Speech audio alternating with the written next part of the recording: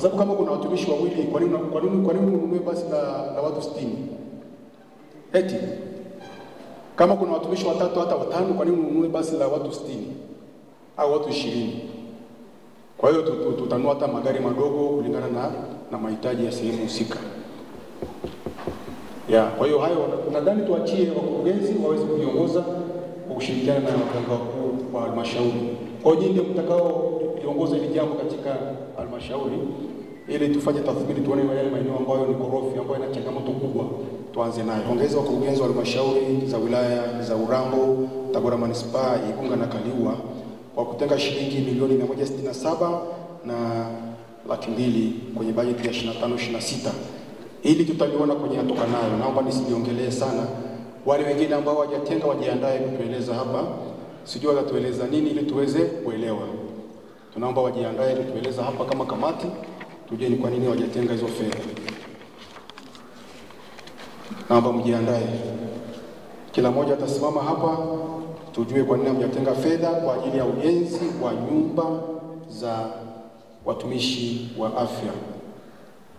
Halmashauri, hospitali ya rufaa ya mkoa wa Kitete na hospitali za binafsi zianze kufikiria kutenga fedha kwenye mipango yao ya kununua usafiri wa pamoja, mfano basi kwa ajili ya kurahisisha kuwahi kazini na kufanya kazi kwa utulivu.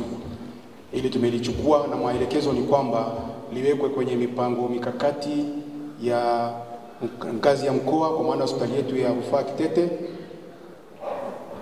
hospitali zetu za wilaya na vituo vya afya.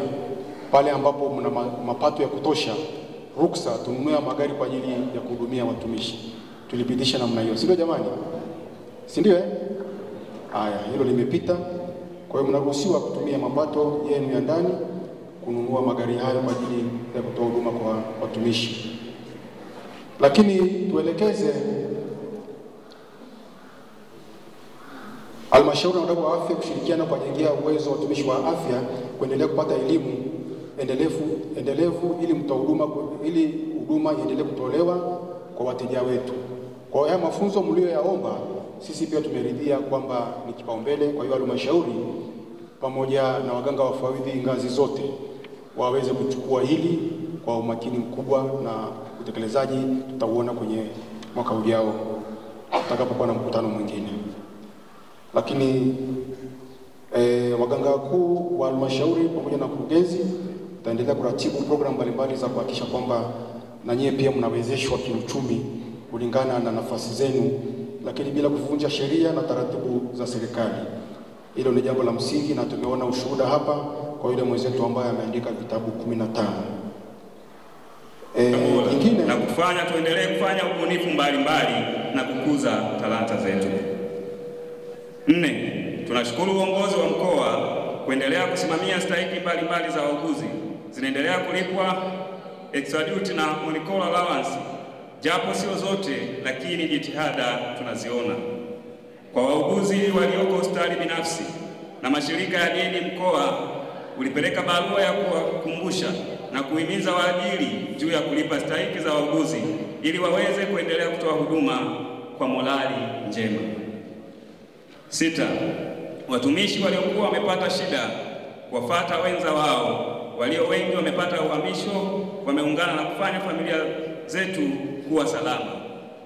Pia watumishi wanaofanya kazi kwa mikataba sasa wamepewa kipaumbele kwa kuzingatia malipo yao ni kidogo, si sawa na ajira kamili. Hatujapokea malalamiko tena toka kwa wenzetu hawa kwa kuwa wamelipwa kwa wakati. Changamoto.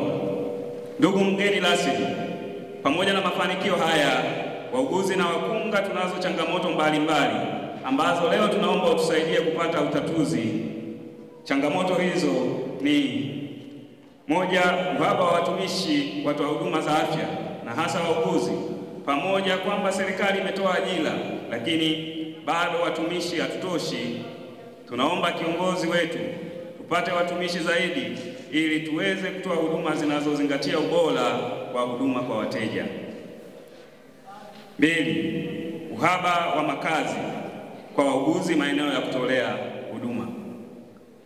Ndugu mgeni rasmi, tunashukuru kwa jitihada zako na uongozi wa mkoa kuhamasisha wakurugenzi waweze kuwajengea wauguzi nyumba karibu na vituo vya kutolea huduma.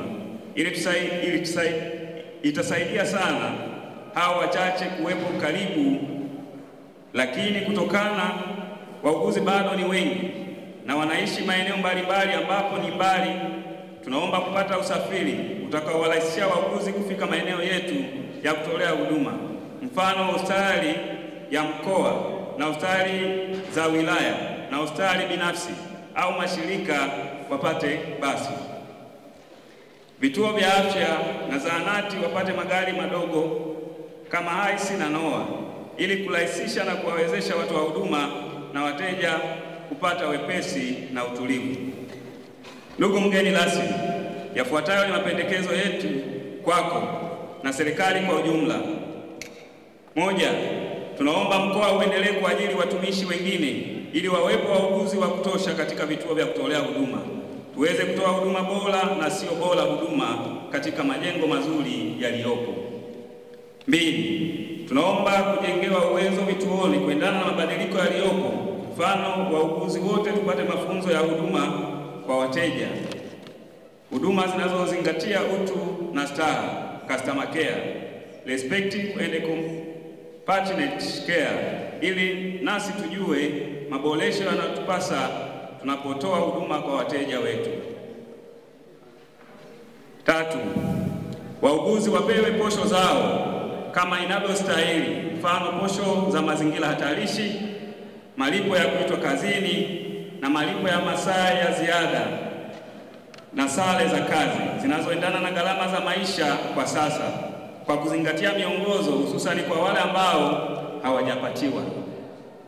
Hivyo, kwa kuwa muuguzi na mkunga ndiye anakaa na wazazi tangu mjamzito, kliniki na wakati wa kujifungua, tumegundua kupitia chama chetu cha kitaaluma kushirikiana na mkoa tunaweza kulifanya kwa ukubwa na kushinikiza jamii kuona umuhimu ili kwa pamoja tupunguze vifo hivi.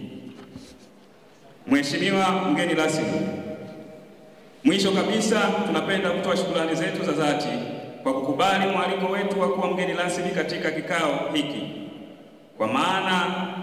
Kwa namna ya pekee pia napenda kuwashukuru viongozi wote wa mkoa kwa ushirikiano mkubwa walioonyesha kwetu tangu huko mwanzo mpaka leo tunaendelea kushirikiana.